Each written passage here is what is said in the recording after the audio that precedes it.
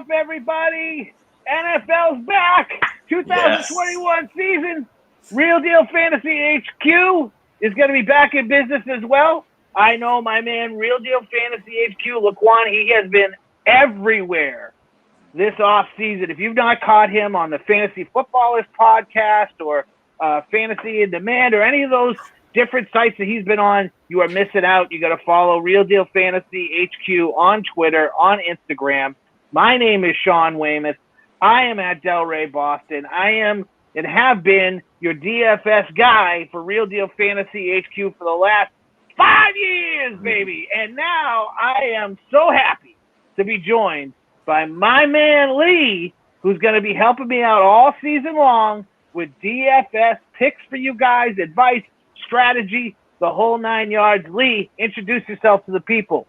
Man, who could say it better? What an introduction. Yeah, so my name is Lee Mattis. You guys can find me writing some stuff for Real Deal. We're gonna be helping out, trying to get some DFS wins out there. We're gonna talk a little bit about it, about the game and just kind of break it down. Maybe a little bit of an introduction to it. For me, I just started playing DFS last year.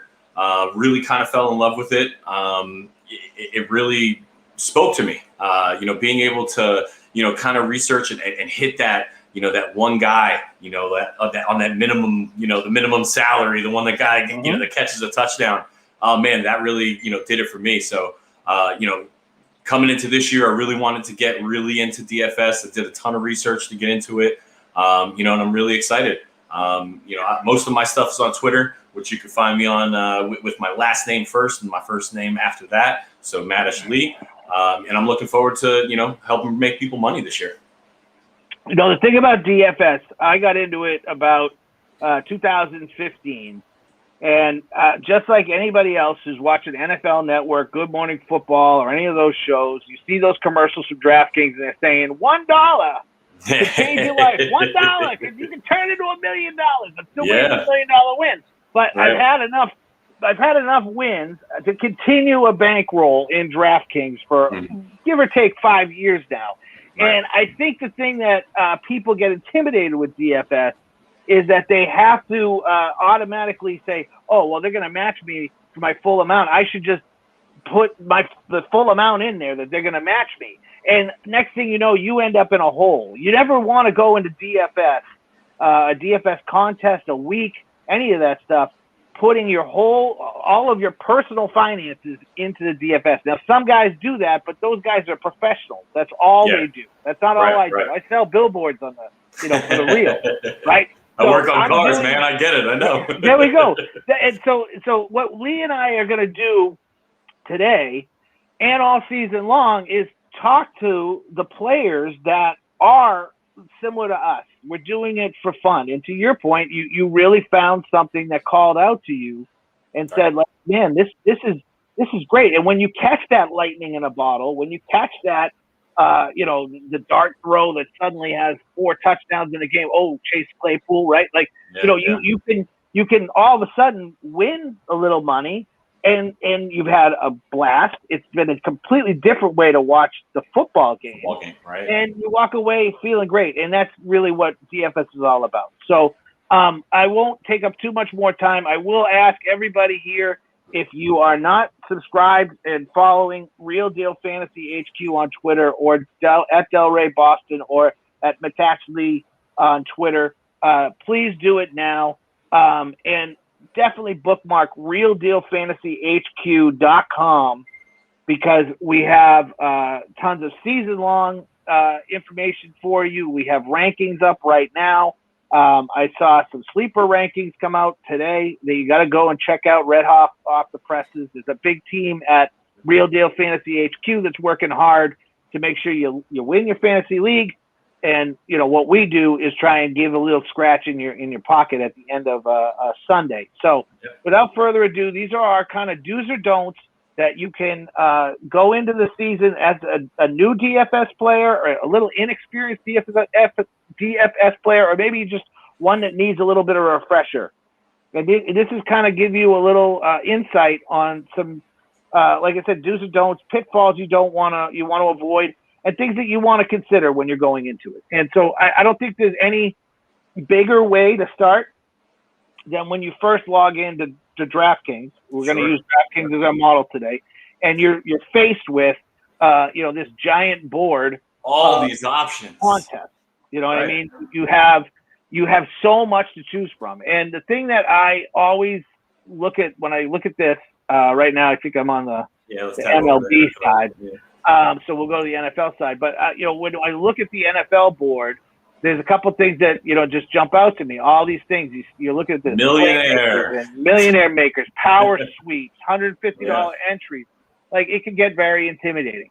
Sure. So what I always do when I come in here, first thing I do is I click on tournament. That's going to clear out a lot of other stuff. It's going to clear out best ball and some other things that we can touch on later on the season. We're just not going to do with this pod right now.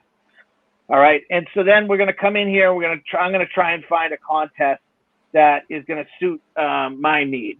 Lee, when you're looking at this, what are you looking for when you're trying to find a contest, and what can you give advice to a person, maybe even somebody starting out in DFS when you're looking? So absolutely. I mean, it leans into our first tip here, and when it comes into contest selection, knowing what kind of games you're getting into, whether you're playing a cash game or like we're looking at here, a tournament game, knowing what we're getting into. What's the payout? What is the breakdown? Am I trying to get in the top 50%? Am I trying to get in the top 25%? Where is the real payout for that? So for me, when I first started out, I loved the idea of the tournaments because that was where the biggest payout was. You put in $1 and you got an opportunity to win, 1,000 or 2,000 or whatever it is. And that's really, that was really appealing. So I'm gonna click on this one right here while you're talking. This is $3. This is the play action. This is a contest that's in every single Sunday. So go ahead, keep going. Yep, absolutely. So here we go, looking at it right here. So the payout, that eye-popping payout, first place winner wins $50,000. But even when you scroll down, you scroll down to like the halfway through. I guess the payout is top 40, 48,000. You're still on that $3 ticket. You're getting probably your money back, probably.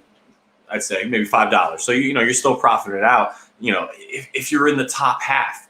And to me, it doesn't take a lot. It takes one, person to really pop off that, maybe is in the bottom, 5% ownership or, 6% ownership, that helps you get into the money. For me, that was it. That was what I was going after. But you have to remember that this is gambling at the end of the day. Like you were talking about people who put their entire bankroll into this. It is gambling. It's the same as going to the casino. It's the same as betting on the games. It's the same as all of that. And you have to kind of stay within the means of yourself. Go ahead. No, I was just about to say it's a great point to bring up. And when you look at when you go into a contest on DraftKings, it's a little bit different on the app, but on the desktop, it is way different. But they do lay this out, and you can find this information on the app too when you click around. But the first thing you want to look at here is it's a $5 entry. If you're just going to put one in, it's three entry max, $3. You're to cash, you need to be in that 48,590 first place range. Now on a $3 entry, a $5 win is going to be fine if that's all you're going for. But I think the big thing that you really want to keep in mind, and it's going to play into how you actually build your lineup once you go in here, is this tab right here, rules and scoring. What this is really handy to do, and again, you can find it in the app. It's very, very obviously front and center on desktop. Yeah. But look at how this is going to be scored, right? So when you're building your lineup and you're looking at those these winning percentages here, and where you really want to be to try and make a decent day out of playing a $3 ticket, this is going to be very handy for you. Sure. You can see how DraftKings weighs passing TD 4 points, rushing TD though is 6 points, receiving TD 6 points, a punt and kickoff return for a touchdown is 6 points. It's going to go against your defense and special team player that you're putting in your lineup. Yeah. And then you start looking at some of these other things. Fumble loss is going to take a point away. You can learn a lot about what is going to help you generate points when you're building your lineup. And that's a great point. Great point. Knowing the rules and the scoring. So how DraftKings differs from other ones, like one of the things that I noticed on here, is that the bonuses, 300-yard passing game, they get +3, 100-yard rushing game is +3 points, 100-yard receiving game. I don't believe FanDuel has that. So being, having the knowledge of going in there, knowing I'm going to get an extra 3 points for somebody who's going to get over 100 yards. Maybe I take a shot on somebody who's, getting the fly routes downfield, in hopes that they catch 2 passes and bang, they get an extra 3 points in their game. So, knowing the scoring is just as much as, knowing how much money you're going to get paid. Yeah, and I think the big thing about this is, what we're going to talk a lot about here is kind of doing your research, and we're going to get into that in a few minutes. But this is a great way to do it. You can even look at the summary here. This 198,000 player contest features 500,000 in total prizes and pays out the top 48,591 finishing positions. Right? When you are looking at that number, what you're really saying is, how do I avoid being 485.92, right?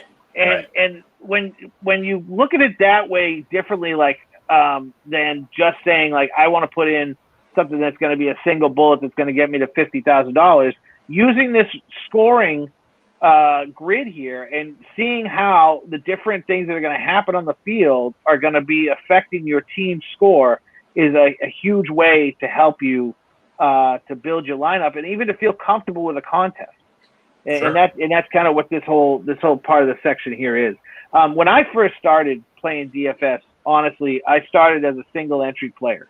And I think that for really low bankroll guys, people putting $5 in or $10 in per weekend, if you're new to DFS, using the single entry games, I think are a very interesting way to kind of start and even to start to understand DFS a little bit more. And the big difference that you have to look at is when you're looking at the entries over here, right? You're looking at the entries that are on this side here. What's the max entry in this contest? So a total of 19,800 people can enter this contest. On a single entry contest, you're usually looking at a lower amount of entries, usually a lower dollar. Usually it's a lower entry fee, but it's also a lower amount of entries. Right. And everybody's just putting in one lineup. And it's a really great way to understand how DFS works and how you can make DFS work for you, because you are trying to put in your best lineup against somebody else's best lineup. And I did that for a long time, and it's a nice way if you can get successful at DFS using single entry. It's a nice way to build that bankroll. But I will tell you, this is a pitfall. This is a don't. My first don't of the night, and the first don't of the night is not to be afraid of multi-entry contests. And what do I mean by that? If you see the commercial and you see the $1 could turn into $1 million over one Sunday, they're referring to the Million Maker contest. They're referring to those 150,000 plus contests. The reason why you don't want to be scared of those contests, though, it's got nothing to do with your bankroll, and it's got nothing to do with what your experience level. What it has to do with is more building a smart lineup that and doing that over and over and over again. So you're multi-entry and giving yourself more of space to try and get up into that top half, third of the contest entries. Multi-entering is very interesting. I think that there is a big fallacy, the idea that I have to have $1 million to enter 150 max contest, right? You don't. And you don't even have to max out at 150 in a 150 max contest. Maybe you put 20 lineups in. You spend $20 and you put 20 lineups into that 150 max contest. The thing that you're going to do is you're going to immediately start to compete with better players ahead of you. Right. And why I'm saying that is because a lot of people actually do exactly what the commercial says. put $1 in, you could walk away with $1 million. Oh, it's a $1 entry and the top prize is $1 million. That must be what they're talking about. I'm going to put my dollar in. You would be absolutely shocked to know that in a 150 max contest with a $50,000 or $60,000 top prize, easily a third of that field has one lineup in that contest, where the smart players, the more successful players, have the maxed out 150. And yes, it is possible for a single bullet to take down a contest. It's happened many times before. It is possible. But is it likely? No. And you're not playing DFS just for fun. You're trying to make some money. Make some money. Yep. So I would recommend that if you are coming into DFS, try your hand out at single entry. Make sure you're taking a look at the contest that you're entering in and seeing the rules and seeing the scoring on it. And then maybe take $10, $20 and build a few different lineups to put into that big multi-entry contest. And you can start to really understand the mechanics behind DFS. All right, so let's move on to my second thing, my absolute favorite thing that leads to what we were just talking about. It's called research. Yes. Lee, where do you research every single week? Come up with your dynamic, blow away, take down the competition lineup. Oh my goodness, we're all over the place. First, we're going to proresearch.com, so we're going to look at schemes. We're looking at all this different stuff on there. But one of the biggest things I look at is I look at Vegas. I'm looking at the over-unders that they're presenting. I'm looking at the games, the spreads. If a game has a 10-point spread, maybe I'm not taking the quarterback of that game because maybe the defense is going to cause that team to be ahead, and that's not where my value is going to be. So to me, I'm looking at a bunch of different things, past experience, so we're starting at week 1, so we don't have a lot of, information coming in. But, once we get to week 3, week 4, what has been going on in week 2, what went on in week 1 that I can correlate, how did that defense play against a similar team, so that once we get deeper into the season and we get more information, there's all this research to get. But for me, Vegas is giving you a lot of the information that you want to get right away. And Vegas is almost never wrong, as we know. And by the way, as you were talking, I pulled this up. That's how fast somebody who's going to play in DFS can go on, their web browser and type in Las Vegas football odds and come up with NFL Las Vegas odds right here. You can take a look at them. If you don't understand odds, I think that's fine not to do. I think another thing that is really talked about a little bit here and there when you're listening to different podcasts, fantasy football podcasts, is beat writers. Sure. What's a beat writer? A beat writer means that they're covering a beat, and that beat is the team. So if you are looking at a week and you're saying, this might be the week I want to jump into DFS, there seems to be a lot of great games, a lot of great action this weekend, take a look at the games you're most interested in and do a quick search, a quick Google search. Who is the beat writer for the Green Bay Packers? And see if they have a Twitter, and then just jump on that Twitter and see what they're saying, especially on, the night before, week of, game day, coming out of practice, coming out of training camp, seeing what they're talking about. It just helps to give you more insight.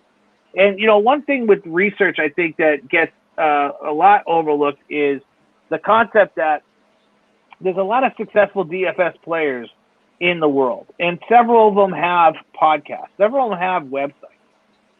Yep. I'm not gonna plug the competition here in any way, but I subscribe to several of our competitors because I want to see what they're talking about, who they're focused in.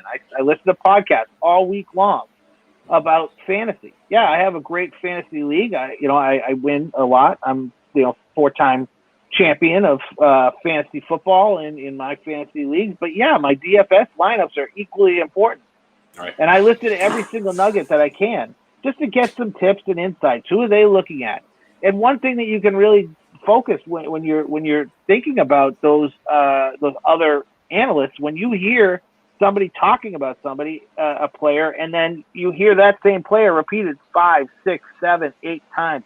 They're talking about it on the NFL Network, on Good Morning Football. They're talking about it on the podcast. They're talking about it on the websites that you read. the same player over and over and over again. You got to remember, there's millions of players that are playing DFS, and they're all probably reading the same stuff as you.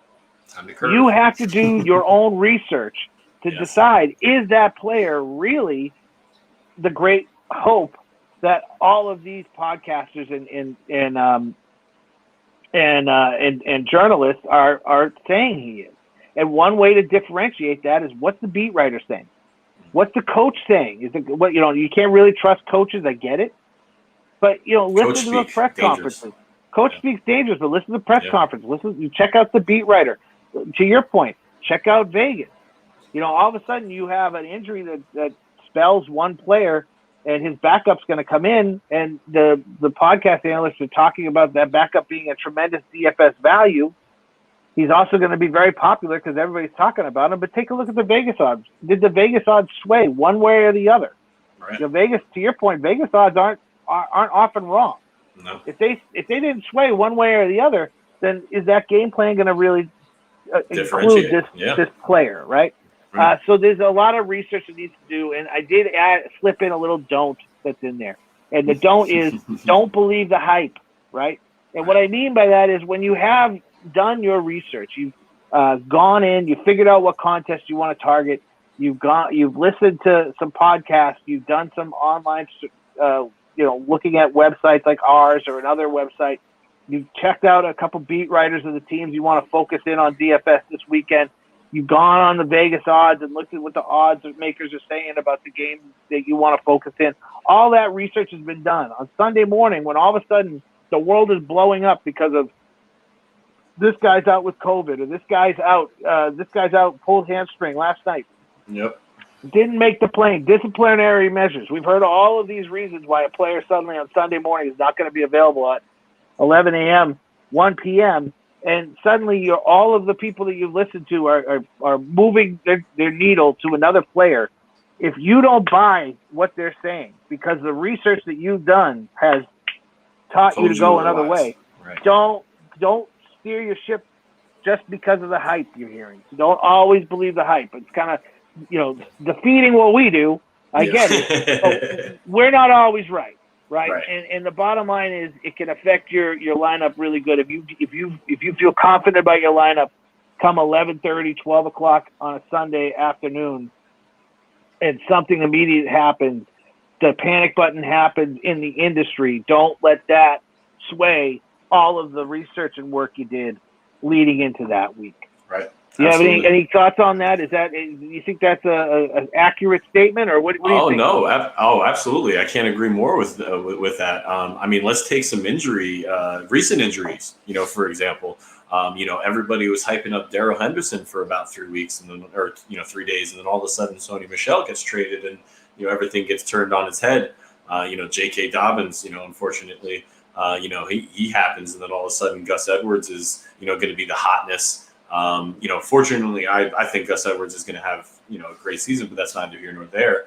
But that's not always the situation. But you're going to have people overreacting in that to that news. Somebody that gets traded, and maybe Sony Michel's not going to be great, but he's going to be a hot name. He's going to be somebody that everybody's going to be talking about. But that's what you have to do. You have to do your own research. And again, the more information that comes out, as the week progresses, injury reports on Wednesday, who's practicing, how much are they doing in practice, all that stuff matters. Watch for if you're making your lineup early, pay attention to it. Pay attention to see if your players went down in price. Why did they go down in price? Why did they go up in price when you locked in your lineup then? All that stuff, that's all research that goes into making your lineup. So I can't agree more with doing it yourself. And let me ask you something that should be also noted. How much are you weighing what you're seeing a defense give out week in, week out? How much are you weighing defensive schemes and cornerback matchups, things of that nature when you're viewing a player? And let's put this through the lens of both an overall play, overall team, and also against the stud. You know what I mean? So for me, the biggest matchup I like to look at is cornerback wide receiver. That's shutdown corners exist for a reason. So I tend to try to avoid them because one, they're playing high-priced wide receivers, and they're usually very successful against them, at least successful enough that you're not getting your return on value for those wide receivers. And I love wide receivers when it comes to DFS. To me, they have the highest upside. They touch the ball 2 or 3 times, they can get just as much as a running back who's grinding out 20. To me, that's that.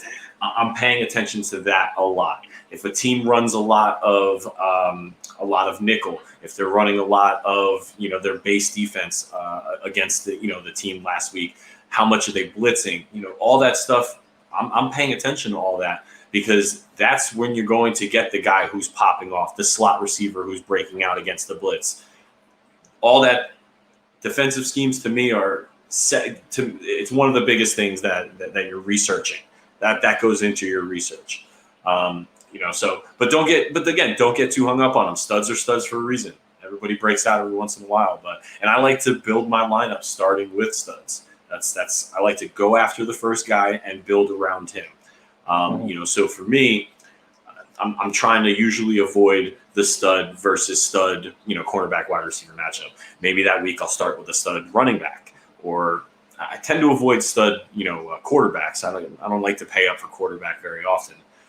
Usually just because the value in them, you can get a quarterback for a little bit cheaper and, maybe only lose 3 or 4 points. But to me, I want to table that comment you just had and hold on to that because I think it's important to circle back when we start talking about leverage and things like that, about how to look at value of players.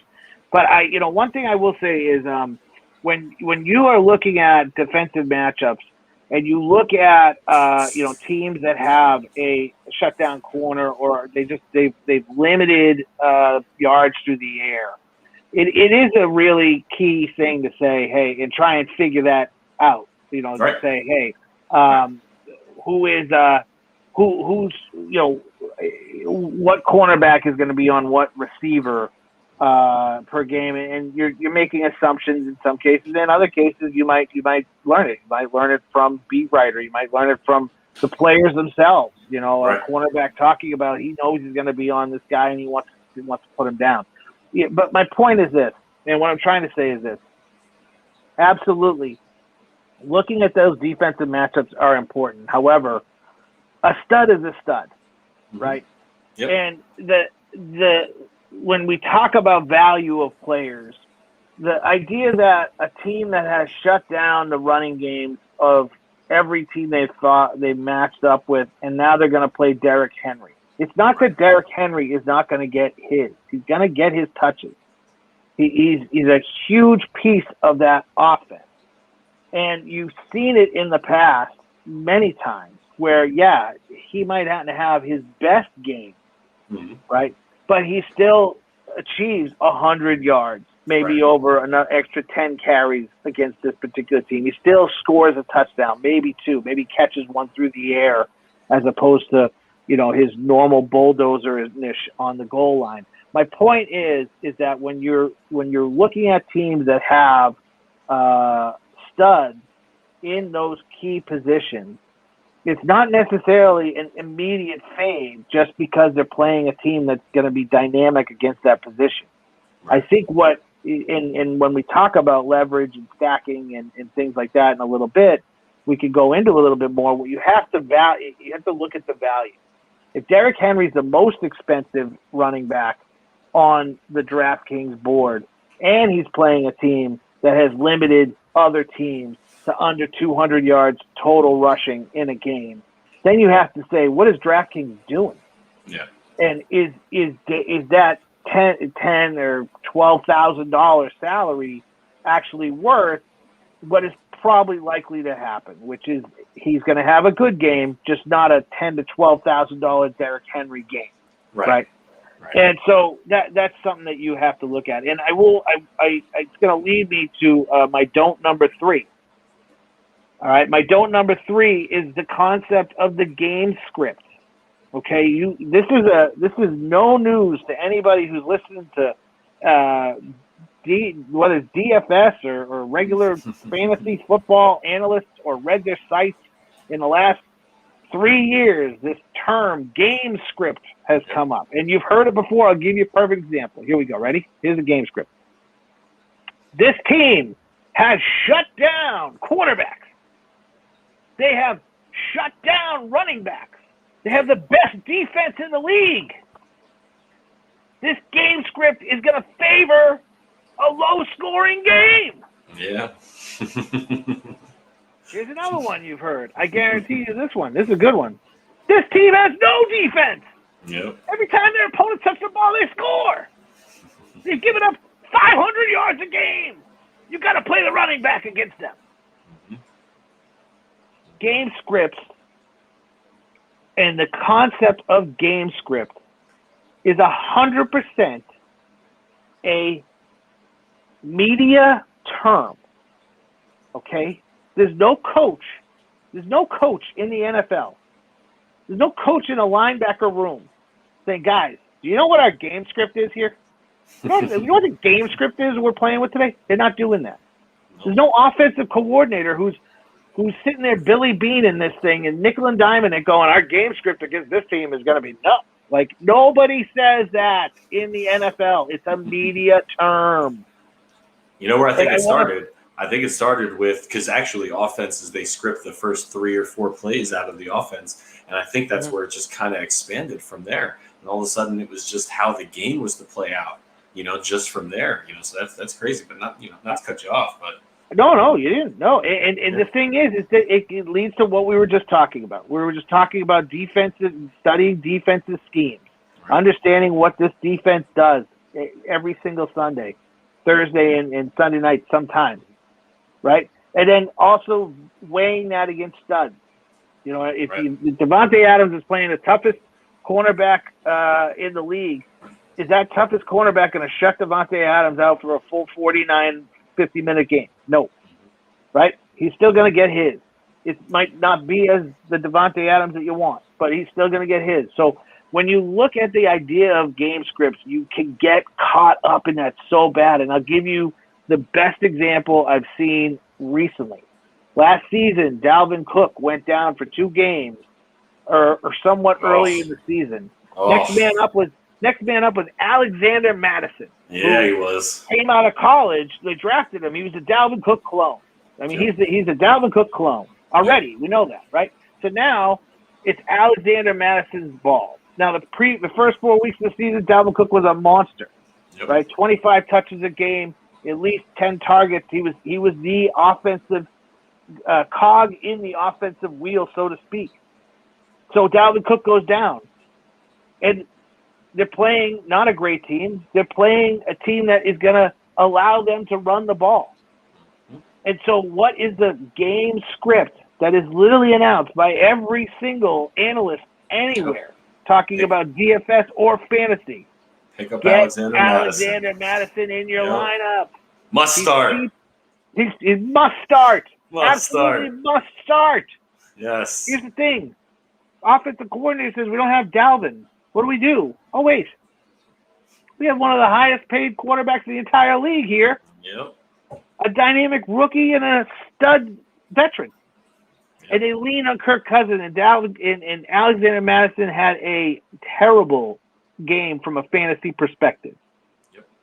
You can get caught up in game scripts so hard that you don't see what is obvious in front of you. Just because a stud goes down doesn't mean that the backup is automatically going to plug and play into that stud's role. And how do you avoid that? Research.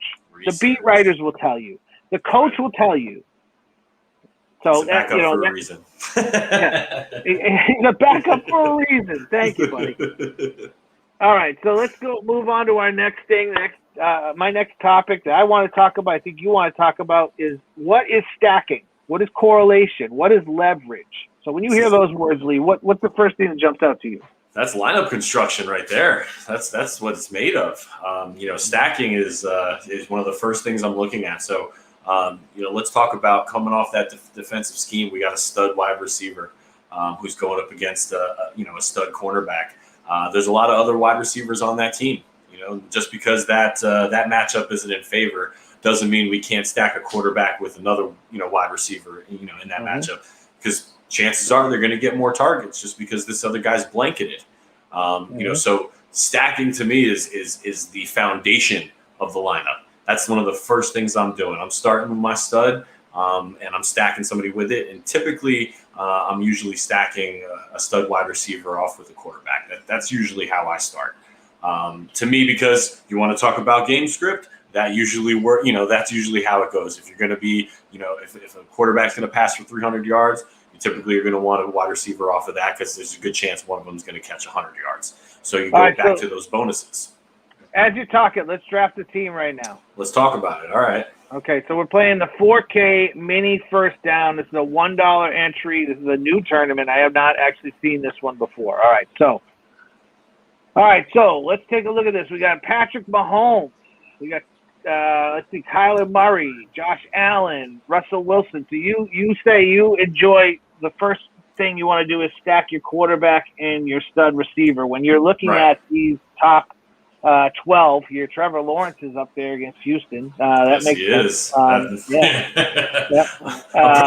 probably going to start there, but I'll have at least one lineup with that. But I mean, and Ryan Tannehill, obviously COVID-19 list right now. We don't know if he's going to be in there. So let's pretend he's not sitting there. So I'm looking at myself. I'm looking going for the bottom. Trevor Lawrence interests me against Houston. Jalen Hurts against Atlanta. Yes. I'm very interested in Big Russ, Danger Russ, Josh Allen, Kyler Murray, Patrick Mahomes. So you're looking at this. What do you want to start here? Well, I'm looking at this. I coming off of the stacking, I know it wouldn't make very much sense, but I know Jalen Hurts to me has one of the biggest upsides here of somebody who's probably going to touch the ball a ton. Okay. All right. So we got Jalen Hurts in here. Now, when you said you weren't sure about the stacking, so if you're not looking at Jalen Hurts and saying, I know who he's going to throw to from a wide receiver perspective, where would you go here if you were going to stack Jalen Hurts in this game? I probably would stack him with Dallas Goedert if I'm going to stack him with anybody, off of the pass catchers. I'm not a huge fan of the wide receivers that they have there in Philly. I think he'll probably get a ton of targets, probably catch a touchdown, in the red zone. I think Jalen Hurts is probably going to rush for a touchdown, at least one. So that's my thought process behind that. And then I'm not spending a lot of money, so it leaves me, a fair amount of money to be able to get, maybe one of these stud running backs. We have $5,500 in remaining salary. Average player, $38,000 remaining. Now, the thing about a guy like Jalen Hurts, and when you're looking at DFS, and I think this is going to lead me to my point about correlation, okay?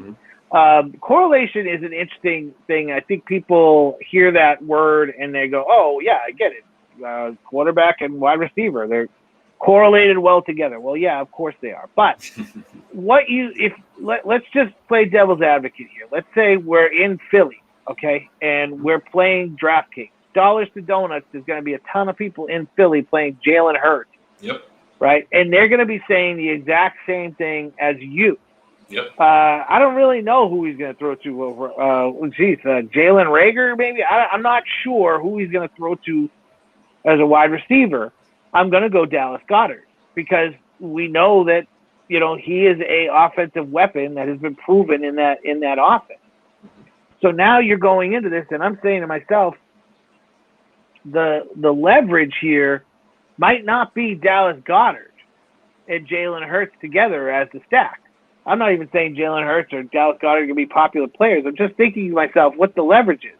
So what I might say here to make this a little bit more uncorrelated, but with more leverage, would be to say, well, we're not sure who he's going to be throwing the ball to. So what if we stack him with his running back. Which is, again, another moderately priced player. Now, I guarantee you there's a ton of people in Philly playing Jalen Hurts and Dallas Goedert, but I bet you, again, dollars to donuts, not many of them are playing Miles Sanders in that same lineup with them. But again, we have a question mark. This is a great point. We know a little bit about Philadelphia. We have a question mark about who their wide receivers are. We're going to rely on the tight end to hopefully generate yardage and maybe a touchdown. But we're unsure about the pass catchers. So why wouldn't you try and get the maximum amount of probable points that come from the Philadelphia Eagles and stack the quarterback and the running back together? Just my thought. So where are we going to go next in this line? That's a great thought. It's that's going to your point, go against the popular thought, and ownership is a huge thing to look at. Because if you're going to be playing these tournament plays, maybe you don't want somebody who's going to be 50% owned or 40% owned because everybody's got them in their lineup. So great point. Into stacking those two. That's a great idea. Now we have about 5,300 per player left here. What do you think? Maybe take a look at a game that we might think is high scoring and see if we get a little game stack or something? That's actually a good idea. I'd probably look at what game has the highest over under for the week. Right. If I'm not mistaken, it might be the Dallas game. I'm not sure. It might be the Dallas game. Hold on. Dallas is that's a 53. Let's see. We got Arizona, Tennessee at 51.5. Seattle, Indianapolis 52. Cleveland and Kansas City 53.5. So actually, Cleveland and Kansas City would be your highest line. But I think I like the Dallas and Tampa Bay matchup. So one thing that's really handy with DraftKings is you can actually go into a game. And we can build from there. Where's Dallas? Why am I not seeing it? Dallas and Kansas. It's probably the first one. It's going to be the first one. Oh, I know why. Because they are. They're not on this slate. Not on this slate. So what was the other one I said here? Let's say Kansas City and Kansas City. Cleveland. Kansas City and Cleveland. All right. So let's look at the Kansas City and Cleveland game here. All right. So we already have a tight end with Dallas Goedert. So do we double stack tight end with Travis Kelce there? I'm not sure yet, but let's take a look at this game. What's going to make this game pop here? So let's see. I would probably. Now my thought is that we need a second running back, right? Yes, we do. We need at least one more running back here. Clyde Edwards-Helaire against the Cleveland team, or what about a Cleveland running back? Yeah, where's Chubb or Hunt? I don't see either of them on there. Now, the game script, this is going to point out something I was talking about earlier. The game script you're going to hear about this game, guaranteed, what you're going to hear about this game is that Baker Mayfield and the Cleveland Browns are going to need to be throwing because they're going to have to keep pace with Patrick Mahomes. They're going to need to be throwing. It's a bad play. Exactly. It's a bad play to play Nick Chubb or Kareem Hunt. Right. Is it really, though? Because so much of that offense is built around that running game. Right. Not only that, but you're going to want to keep the ball out of Patrick Mahomes and the offense's hands. So realistically, I believe if you are Cleveland and you think Cleveland is going to win this game or is successful in this game, they're going to need to run the football and keep the ball out of the hands of the Kansas City Chiefs. So I think Nick Chubb. I think Nick Chubb's going to be a great pick this week. I think he's going to have a pretty solid week. And I actually think that Nick Chubb is going to be a little bit overlooked in this entire slate here because this game is probably going to be a blowout, as we just talked about, at least on paper, and what Vegas is saying, 53.5. It's not one that would normally favor a running game. So I think Nick Chubb's going to be a little unpopular, which can help you, create some leverage here. We've already got a little bit of leverage going because we're stacking the running back in Philadelphia with the quarterback. But now we have Nick Chubb probably going to go a little bit under-owned in this week here. So, all right, so let's get some action. Let's get a wide receiver here. Do we want to stay in this game? We want to game stack this, or we want to go somewhere else? What do you think? Let's see. So, I'd probably go somewhere else. Okay. I probably wouldn't stack anything else. What about this game here? This is going to be an interesting one. I think this is also another game that's going to be a little bit high scoring. A little high scoring, but also a little bit overlooked. That would be the Chargers and Washington here. Washington obviously has that stellar Great defense. Great defense. I think that this is another one that's going to go a little bit overlooked. Do we like anybody in this game? Well, I think you're going to get a lot of targets from Terry McLaurin. They're going to need to, like you said, they're going to need to throw to keep up to them. Personally, I think the person who's going to have the most impact in this game is going to be Antonio Gibson. Just again, you're going to want to keep the ball out of the hands of the Chargers. I think the Chargers are going to probably play from behind a little bit in this game. So it'd be a lot of money, to get Gibson. I think Gibson's going to be pretty expensive too, probably in the 7,000 range, if I'm not mistaken. Let me land this plane for you. I actually had you step on a landmine here. I think this game's going to be terrible. Yeah, I think this game's going to be terrible. Okay. I think you're going to have a low scoring game here. I believe it's one of the lower scoring on the Vegas odds. The game I want to focus on right here is this one: Green Bay, New Orleans. We have a lot going on here, right? We have new quarterback in New Orleans. Right. We got Aaron Rodgers, big storyline coming into the season. Will he sign? Will he come to training camp? So much on the line, two high-powered offenses.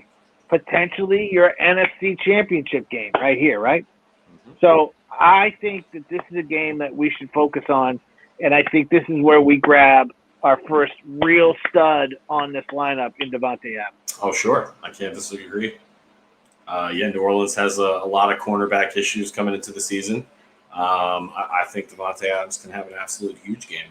I might even I probably would game stack just on the price of Marcus Callaway, just of what he's been doing, with Jameis Winston so far, and being able to probably get another stud wide receiver in there, or maybe another stud running back in there at the flex. I think there's great value in that.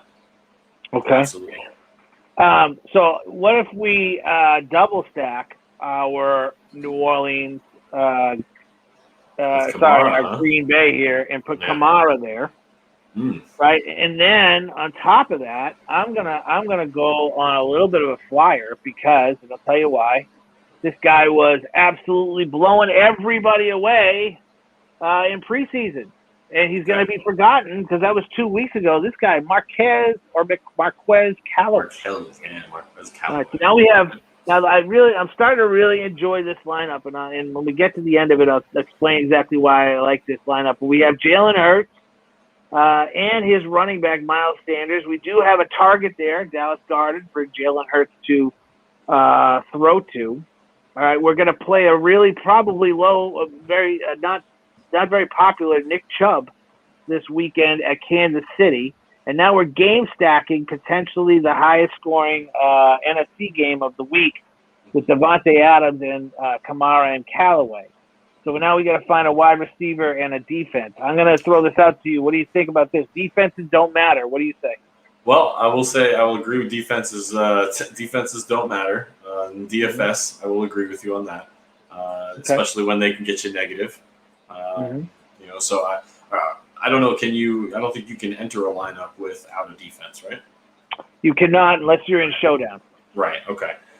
So in this sense, we're probably going to need to make an adjustment in order to be able to get both, because I don't think you're going to be able to find a defense that's less than 2,000. For me, I tend to play matchups entirely when it comes to defense. I'm going to start from the bottom, and I'm going to see who probably has the best matchup, that I'm just going to think of in paper. Maybe I'm going to Vegas on the odds on this. Who's got the lowest scoring game? Maybe who's got the biggest spread? Who's going to be throwing? Who's going to have the biggest opportunity for a turnover? Maybe one return for a touchdown. That sort of thing is, probably what I'm looking at. And if I'm looking at anything on here, the Colts are a very underrated defense. Maybe the Jaguars at 2,700. Where we getting Tyrod Taylor out there, right? Yeah, the Jaguars, I think, are going to be very popular. Houston is definitely a team on the downswing. And I think people like that price, 2,700. I also think that another popular one is going to be the Texans on the other side of that game. We don't know what Trevor Lawrence is going to look like. I think a lot of people are going to play Trevor Lawrence because, number one draft pick is going to be a flashy name. He's not that expensive. So he can be very contrarian. Bills jump out at me a little bit too. Well, that's the one I was thinking of, except for the fact that I do feel like Pittsburgh is coming into a completely different mindset this season with their all their offensive weapons are healthy. So I think the one that I'm going to go with, and it's going to sound a little bit crazy here, is I'm going to take this Detroit team right here against San Francisco. It sounds nuts, right? Because the San Francisco 49ers are so high-powered. But what I want to do here is hope for a couple things. I want to hope for some of the things that we saw earlier when we were looking at the contest rules. I'm going to hope for a turnover. I'm going to hope for a kickoff return or a punt return. I'm going to hope for a couple of those other things against that 49er team on the road in Detroit. And it's a team that no one else is going to play. So let's say we get lucky and Jimmy G throws 2 interceptions and they run a punt return back. And they maybe have a fumble recovery in the fourth quarter or something like that, maybe block a kick or something. That's 10 to 12 points from a defense that no one else is going to play, which I really like. Yeah. But at that price, $2,200, that leaves us $2,600 to find a wide receiver. Good luck to us. Let's see who's down here is 3. In the basement. The minimum is 3. We can't do it all. So we're going to have to come back to this later on. So that's kind of looking at building a lineup. But when we're not gonna complete this particular lineup because we made a little faux pas, spending too much money. But when you look at building a lineup, you want to look at a core. How is this lineup gonna help me cash? You're not just trying to cash minimally. You're trying to win a contest. And it's my number 4 don't, actually. The don't is don't believe you live on an island. If you heard about it on a podcast, other people heard about it on a podcast. If you thought about it or saw it on a TV show, other people saw it and are thinking about it on a TV show. If you know that Davante Adams is such an amazing play to play, why aren't we playing Aaron Rodgers with them? How's he going to get that ball if Aaron Rodgers doesn't have a good game too? Yeah. The point I'm trying to make is when you're building a lineup, try and think differently. Yeah, Jalen Hurts and Dallas Goedert, that's going to be a popular pairing, but nobody's going to stick Miles Sanders in there with Jalen Hurts. And what if we got rid of Dallas Goedert and we saved some money and got a cheaper tight end in there that might come back and pair? Maybe it's a cheaper tight end in that same New Orleans game, right? The New Orleans and Green Bay game. My point is that you gotta build differently. Figure out who your building blocks are. To your point earlier, I like to pick studs. Great. This is going to lead to our next section too, the flex. What do you do with your flex? I'll tell you what I'll do with my flex in a minute. But my point is, when I'm building a lineup, I'm not just looking at it and saying, how am I going to cram as many studs into this as possible? What I'm trying to do is, how am I going to do this and be different enough to give me a chance to take the tournament down? And the way to do that, if you're not using an optimizer or rankings or any of those other things that you might have to pay for somewhere else, the way to do that logically is to try and think about what you're hearing and seeing in the media as this is a great play, this is a great stack, this is a great whatever. How do I attack that differently? Maybe it's not Davante Adams here. Maybe I save money on Davante Adams. I go MVS here.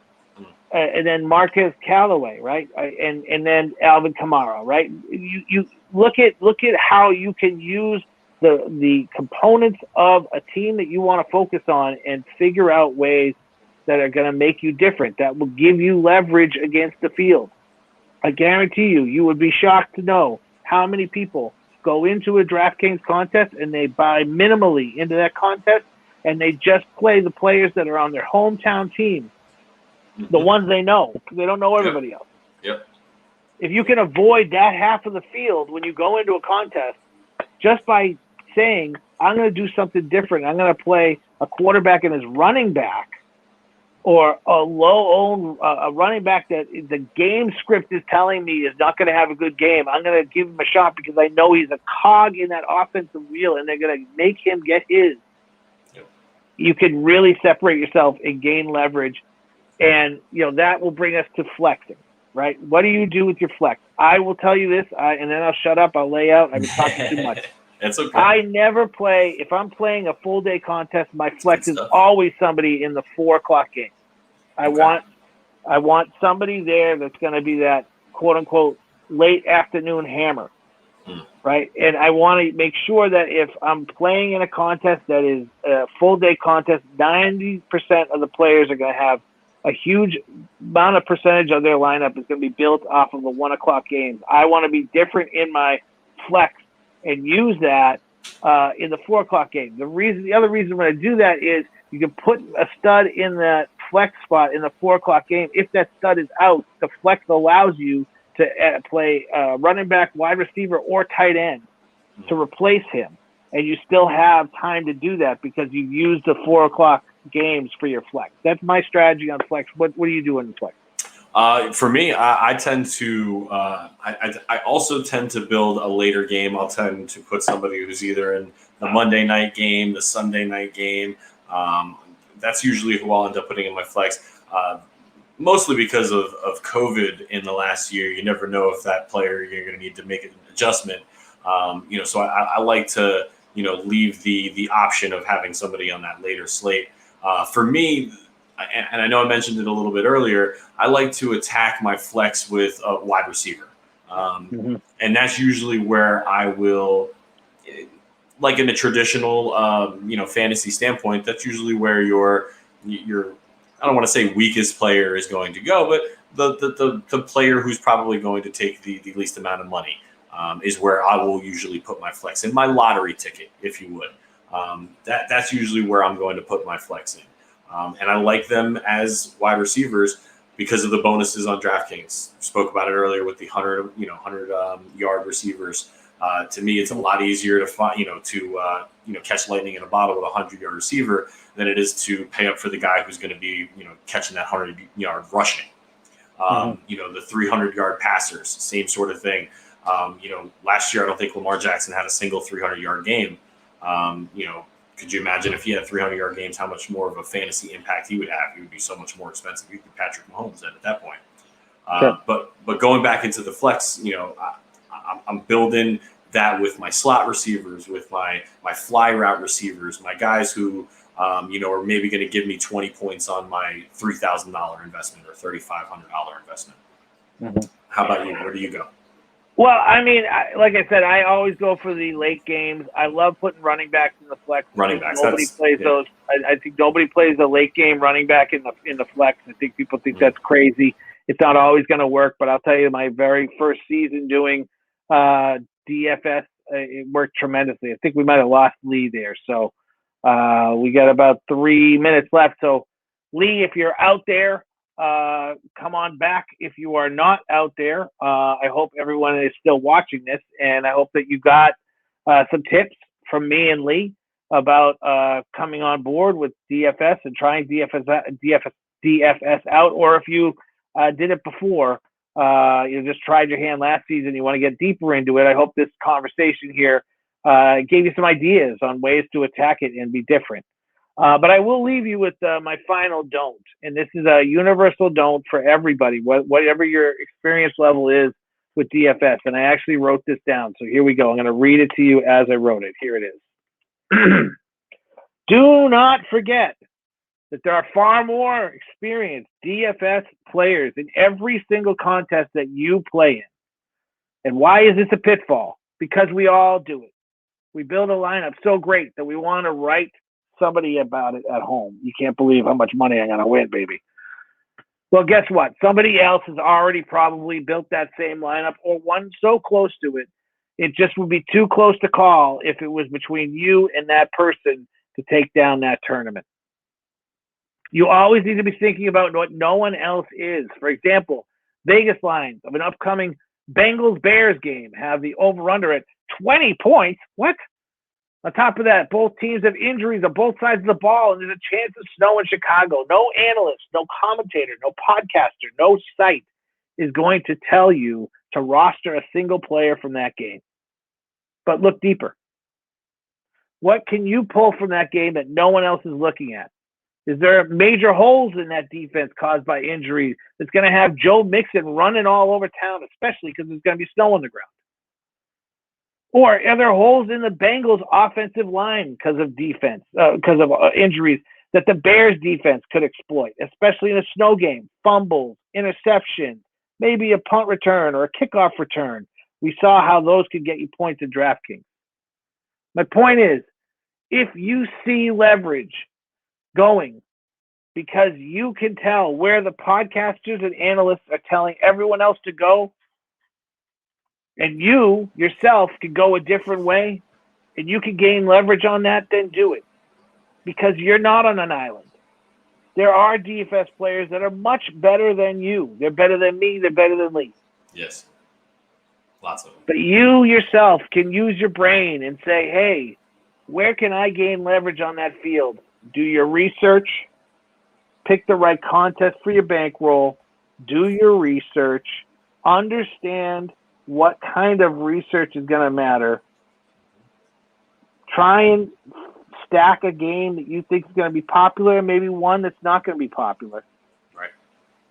Gain some leverage. Use your flex properly the way you feel comfortable with, and you will have a much better and more successful season because you will be thinking the way that every other successful DFS player is thinking, which is, I'm going to do something here that is going to separate myself from the pack.